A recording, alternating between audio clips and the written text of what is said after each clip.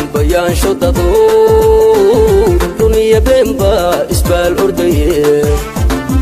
halyay bisiliyo bila shaqayta madaxweynihii dawladii ugu horeeyay ee xilligii kumeel gaarka kadib xasan sheekh maxamuud ayaa mar kale loo doortay madaxweynaha Soomaaliya hogaamin doona May 2022 ilaa May 2026 wuxuuna helay 214 cod halka musharaxa la tartamay ee Maxamed Cabdullaahi Farmaajo uu helay 110 cod waxa halowday 3 cod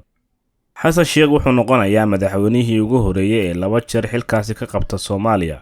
haddaba waxaan qormadana idinkula wadaagayaa dhowr waxyaabood oo lama filaan ah oo ku jiray doorashadii madaxweynaha oo lagu soo gabagabeeyay Muqdisho waxay ahayd doorasho saacado badan qaadatay musharaxiintii ugu badnaa ee ebed isku soo taagay xilka madaxweynaha Soomaaliya ayaa tartamay waxaan halkan idinkugu soo gudbinayaa dhowr waxyaabood oo la yaab leh oo ku saabsan doorashada madaxweynaha oo muddo sanad iyo bar ku dhow la sugayay siyaasi si lama filaan ah oo ku haray wareegga koowaad madaxweynihii ugu dambeeyay dawladii kumeel gaarka ahayd ee Soomaaliya Shariif Sheekh Axmed wuxuu ku haray kaalinta koowaad 39 cod ayuu ku macsalaameeyay doorashada arintaasi ma aysan sii odorisin falanqayaasha siyaasadda wuxuu ku badnaa hadalhaynta ah inuu ka mid noqon doono afarta u gudbi doonto wareegga labaad dadka u dhow doleela arrimaha siyaasadda ayaa guuldarada Shariif u sababeynaya ololihiisa oo aysan ka dhex muuqan laf culusta siyaasadda iyo siyaasiyiinta lagu yaqaano ololayaasha iyo kooxaysiga waxaa sidoo kale jirtay tuhun ah inuu xiriir dhow la leeyahay madaxweynaha xilka ka sii degaya ee Maxamed Cabdullaahi Farmaajo dadka qaar waxay ku doodaan inuu Shariif u gaabsaday wixii ka dambeeyay hanjabaadiisii ahayd thuma wallahi dhinac hoose oo la xiriiraysa nabad iyo nololna waxay u geysatay dhaawac kale ayay leeyihiin 20 musharax oo hal cod xitaa aan helin musharaxiin shuruudihii tartanka buuxiyay qaarkoodna aad olole uga dhex sameeyay Muqdisho iyo baraha bulshada ayaan hal cod xitaa aan helin dad badan ayaa isweydiinaya sababta ay waqtiga lacagta iyo tabarta ugu beeleen fadeexadaasi siyaasadeed mise ujeedkoodu wuxuu marka hore ahaa in magacooda laga dhaxnaadiyo madal lagu tartamayo xilka madaxweyne mise ujeedooyin siyaasadeed oo mustaqbalka ay ku raadinayaan mise waxay u kiisheen nasiibkooda oo halka dhigay waxaa safka kula jira 8 musharax oo hal ama 2 cod meesha kala tagay ku darso qaar baa codka ay heleen oo ahaa koodi malaha maadaama ay baarlamaanka xubin ka yihiin